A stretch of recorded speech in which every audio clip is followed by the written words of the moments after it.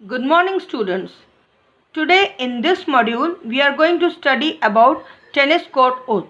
In the previous module we have discussed about the various causes of French Revolution. Now let us study about tennis court oath.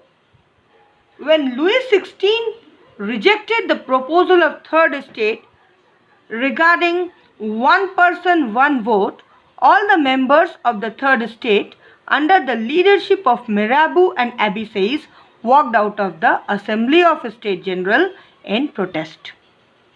जब Louis 16 ने जो third state का जो proposal था कि voting should be done on the principle of one person one vote, when he rejected this, the members जो थे third state के वो स्टेट जनरल के मीटिंग को छोड़ के चले जाते हैं under the leadership of Mirabeau and अबीसेस.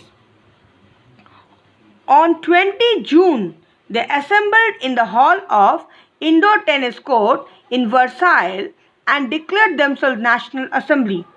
ये सब लोग मिराबू और अबीसेस के लीडरशिप में वो एक इंडोर टेनिस कोर्ट, वर्साइल में एक इंडोर टेनिस कोर्ट में दे असेंबल होते हैं और खुद को क्या डिक्लेयर करते हैं, national assembly, and swore not to disperse till they had drafted the constitution of France. और ये शपथ लेते हैं कि वो तब तक नहीं बैठेंगे चुपचाप जब तक वो फ्रांस के लिए एक कॉन्स्टिट्यूशन ना लिख ले, ऐसा कॉन्स्टिट्यूशन जो लुई 16 के पावर को लिमिटेड कर सके.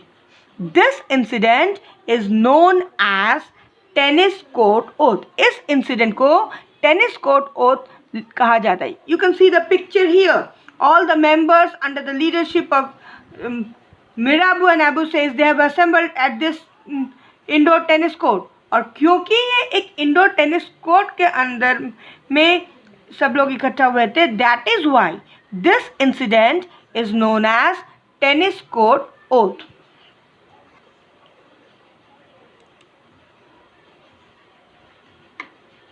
Now let us understand the chain of incidents which led to the transition of France to constitutional monarchy.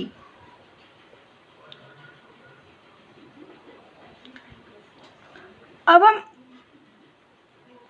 हम ये समझेंगे कि फ्रांस किस प्रकार से कॉन्स्टिट्यूशनल मोनार्की में कन्वर्ट होता है. The national assembly was busy drafting the constitution of France. हमने पढ़ा है कि टेनिस कोर्ट इंसिडेंट में ये ओथ लिया गया था कि वो एक फ्रांस के लिए कॉन्स्टिट्यूशन लिखेंगे, एक ऐसा कॉन्स्टिट्यूशन जो मोनार्क के पावर को लिमिटेड कर देगा. So the national assembly was busy drafting the constitution of France. Due to severe winter, price of bread rose and bakers hoarded supplies. In Paris, the woman waiting in queue for bread attacked the shop in anger. बहुत ज़्यादा ठंड पड़ती है और bread की कीमत बहुत ज़्यादा बढ़ जाती है और बेकर्स जो है ब्रेड के सप्लाई को होल्ड करके रख देती है.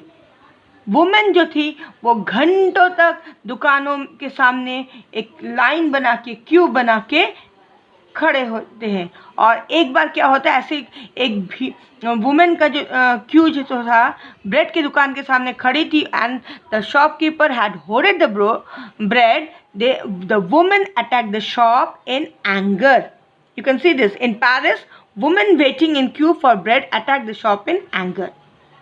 The king ordered the troops to move to Paris. On 4th July the storming of incident took place.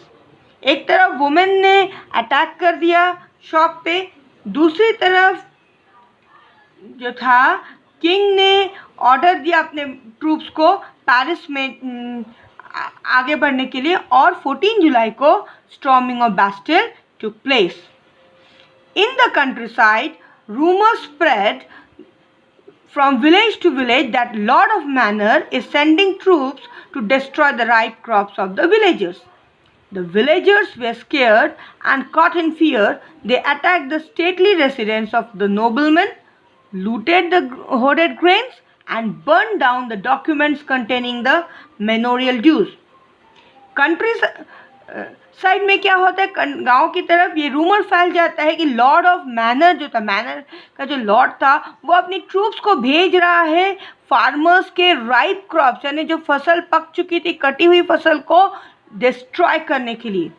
And the villagers were scared and they were caught in fear, बहुत ज़्यादा डर जाते हैं और इस डर के कारण they attack the residence of nobleman, और लैंडलॉर्ड के रेसिडेंस को अटैक कर देते हैं। लूटेड द होर्डेड ग्रेन्स, जितने भी लैंडलॉर्ड के घर में होर्डेड ग्रेन्स था सबको वो लूट लेते हैं। And burn down the documents of memorial dues, और जो फार्मर्स के जो लैंड के रिकॉर्ड्स जो लैंडलॉर्ड के पास रखा वो सारे रिकॉर्ड्स वो जला देते हैं। In order to save their lives a large number of noblemen fled from their homes and migrated to neighboring countries. और ये सब के कारण क्या होता है, बहुत सारे नोबल्स जो है अपने अपने घरों को छोड़ के नेबरिंग कंट्रीज में वो माइग्रेट कर जाते हैं अपनी जान बचा के। Louis XVI was scared of revolting common people and gave recognition to National Assembly. He accepted that the powers of king would be checked by a constitution.